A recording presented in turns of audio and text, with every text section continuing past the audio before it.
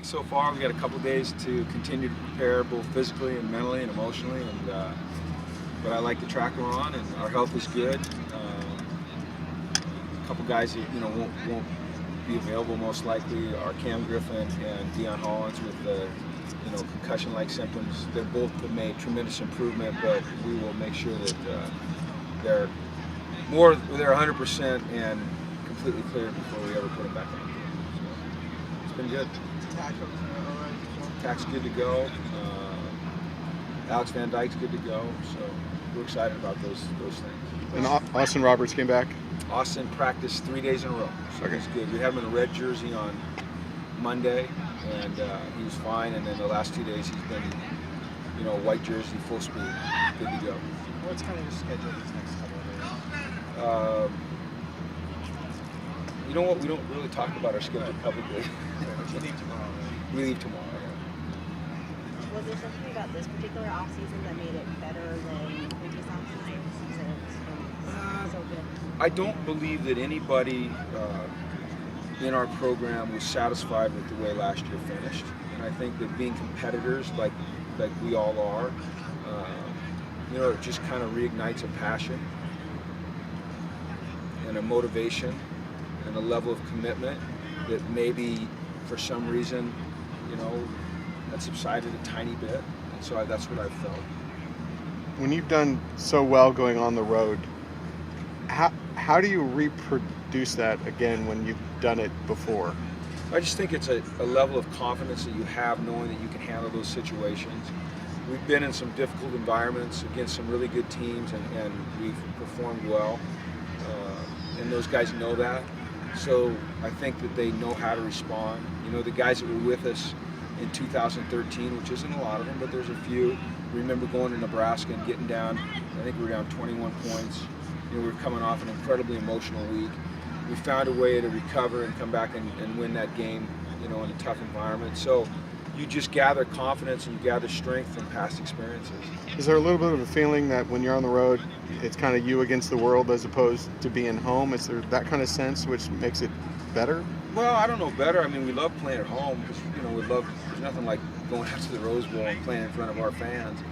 But, once again, as a competitor, it's the ability to kind of close ranks, lock arms, and walk into a hostile environment with a mission and a singleness of focus and purpose, and being able to try to accomplish that mission that I think stokes the competitiveness in these guys. So, I don't know that you ever put it at us against them. It's just, hey, the odds are stacked here. This is going to be tough, but this is when our true character is going to reveal itself, and I think these guys really embrace that. Don't, correct me if I'm wrong, you don't release a formal depth chart, correct? No. What's kind of the thinking there? I know it's mostly for fans and media, but is there a philosophy behind that? Or? I could tell you this. I can tell you that our starting offensive line is Connor McDermott, Kenny Lacy, Scotty Quisenberry, Kawasi Moala, and Colton Miller, and our starting quarterback is Josh Rosen. I can tell you that our starting defensive line consists right now of Eddie Vanderdoes and Eli Anku, and our starting safeties are Randall and Jaleel, and everybody else mixes in. So to release a depth chart would be disingenuous because we don't have a depth chart. It's so fluid, and so many players contribute. Everyone wants to, if you all of a sudden list a guy like, let's say you list player X as your third team slot, but he plays a third of the plays. Is he really your third team slot? No. So that's the reasoning. I mean, plus nobody tells me I have to. So in the NFL you have to. Here you don't have to. So would you say that's more particular to this team, or is that something you've always done with not having that chart? Well, at UCLA I've always done that. In the NFL you had to do it. So my years in the NFL I released a depth chart because it was mandatory.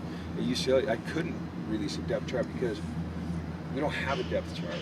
We have a stable collection of guys that we know that can contribute, and then each week, depending upon what we're doing, who we're playing, how they're playing, health, it's very, very fluid. So it's not to be sneaky. It's not to try to confuse our opponents or not let them know who's playing. I mean, as a matter of fact, that's the furthest thing from my mind. I don't really care. about a depth chart.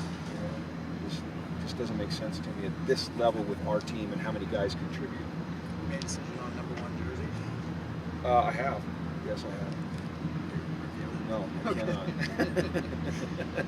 cannot. You'll be able to see it on Saturday at 2:39 kickoff, CBS.